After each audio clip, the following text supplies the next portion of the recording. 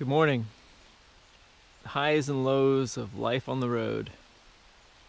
I'd like to talk about how some days are awesome and some just stink. Um, when I first entered Washington, I had some pretty long days, put in quite a few miles, and came across I guess it's Arctic actually, RV Park in Arctic, Washington, which is near Cosmopolis, a few miles before Aberdeen. Awesome, wonderful, beautiful place. Really refreshing. Had a rest day there. When I left yesterday, felt ambitious.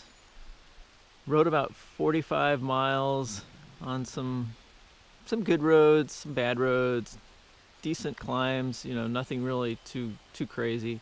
Went through Aberdeen and a few smaller towns. Got to the Olympic National Forest and the Quinault, I think is Quinault Indian Reservation.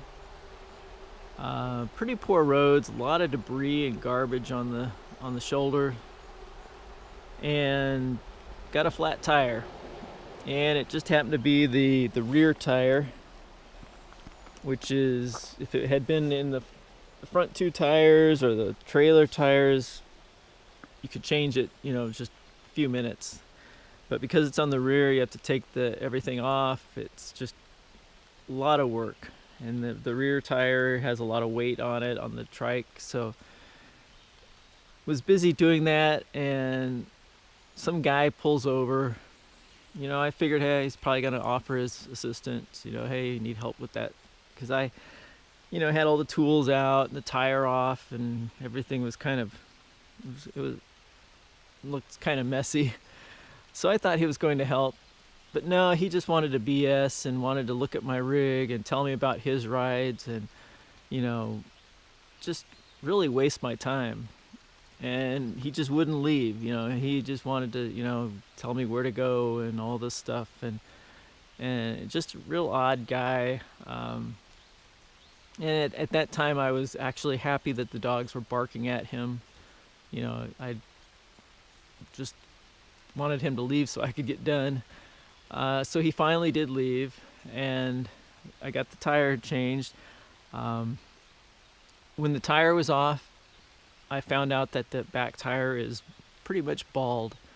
It's worn through to a blue strip. There's a blue strip of kind of a thick strip that's supposed to help catch anything that's, like thorns or nails or anything, which I didn't know. So I guess the flat tire kind of let me know that. I assumed that tire in the rear would be the same as the tires on the front. Since I bought them at the same time, they're the same kind of tires and everything, put them on at the same time. But that rear tire carries much more weight, and that's, the one that is used for propulsion. When I pedal, that's what's turning. So on a lot of roads like that have gravel, often when I turn that pedal, that rear tire is spinning. It's kind of spinning in the gravel. And so I found out that I have to replace the tire. It's going to, I don't know where I'll find one like that. Might just have to, if I find a bike shop, which right now I'm quite a ways away from any big city or any place that might have a bike shop.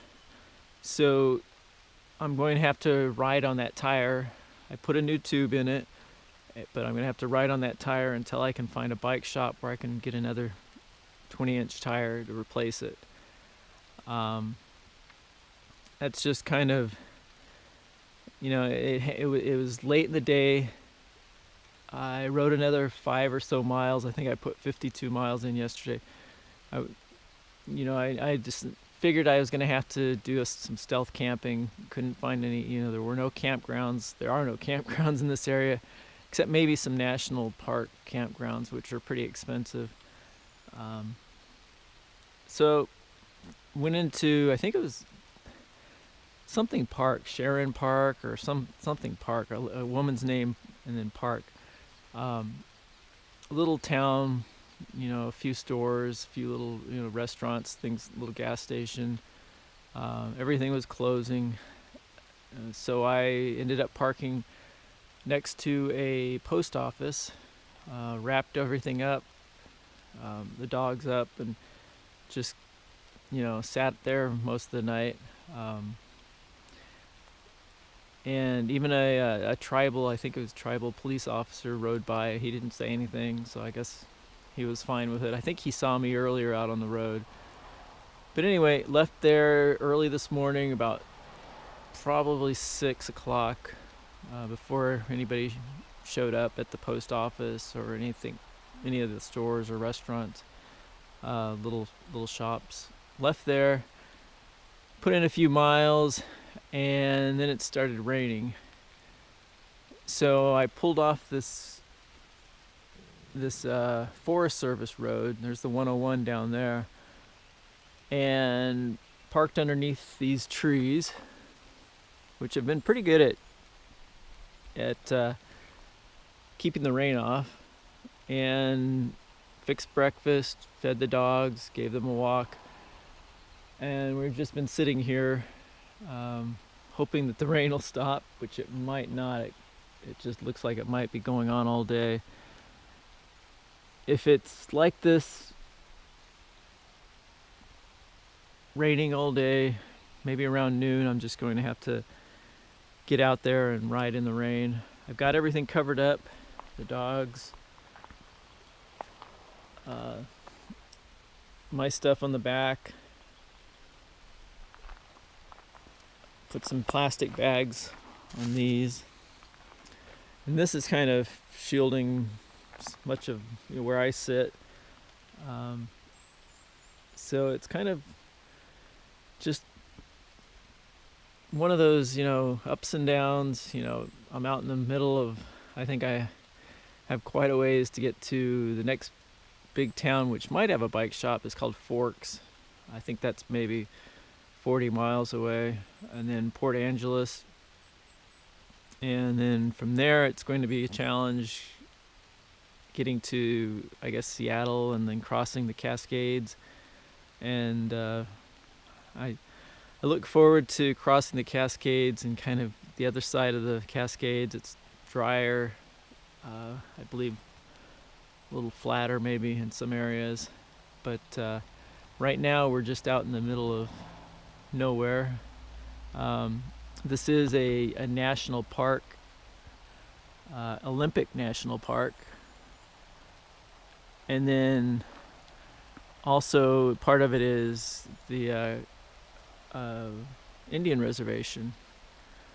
The 101 down there will take right now it's kind of going north, then it's going to go west out to the ocean, and ride along the ocean a little while, and that'll probably be the last I'll see of the Pacific before the road turns east and towards Port Angeles. But it's just kind of one of those days. I think I've got enough food for maybe another day or two. And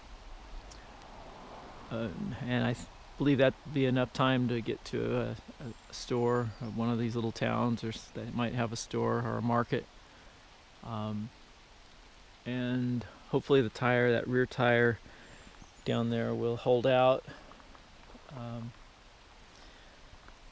That's kind of one of the things I'm worried about, is just these unexpected expenses. I hear a lot of little noises starting to creep in, and I'm just kind of hoping that everything will hold out. And I think while in Washington and maybe a lot of the other states, I'm just going to do a lot of stealth camping to save money as well. Arctic RV park, which again I loved. It was just an amazing place. It was $10 a night, so that was $20 there. I think most of the state parks, I was told, here in Washington are $10 a night. So I'll probably do, whenever possible, just pull over and stealth camp. Last night I didn't set up the tent, just sat in the chair or in the seat all night. And the dogs were wrapped up, had a blanket around their little tent. And they're sleeping right now. I had another blanket which I used when I first got into Oregon, in Brookings. And there it was raining also when I first got into Oregon, and I sat alongside a way station, and I put the blanket into one of these bags, and I just set it up there. I don't know what happened, but apparently it fell off while I was riding into town the next morning. So that was a nice blanket to have when I'm sitting here to wrap around myself. I've got a sleeping bag, but I really don't like getting it out and getting it, dirty or wet out here. I'd like to just use it inside the tent, but we'll see what happens. It's kind of, it's getting challenging. I'm hoping to get sponsors. I'm hoping to get more interest in this.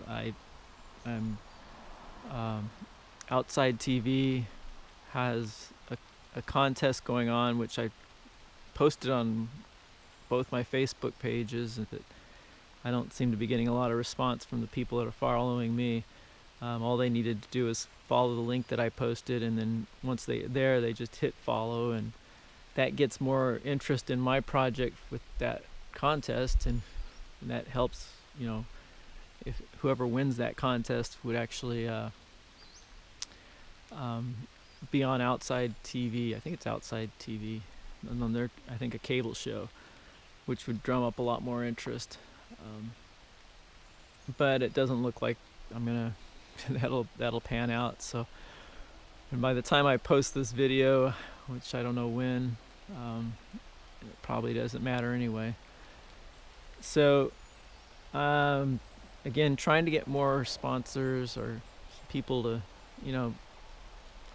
people who are following me to kind of share it, post it on other people's Facebook page, on celebrities, people that might be interested in something like this. News channels, they all have Facebook pages, maybe post something, check out this crazy 51-year-old teacher who's taking a year to ride around the country with his 2 dogs in a trike or a tricycle, for a good cause, a good effort. But I'm just grateful for everybody who has helped me. I have to say that, when I first started, quite a few people supported it. And my dad has really been supporting me a lot, helping me out with this as well, and I love him for that. I love him for being my dad, but I'm really thankful that he's been helping out, and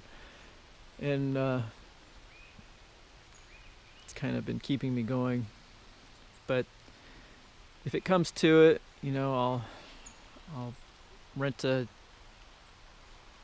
U-Haul or something, a truck or something, and load everything up and just head home and go back to work. But I'm hoping, I really want to finish this. I know I'll at least make it all the way up the coast, California, Oregon, Washington, Pacific coast. So, but I'd like to be able to keep going and head east and down the East Coast and along the southern states back to Arizona. Just a matter of figuring out how. So thanks a lot, and despite everything, this is an amazing place.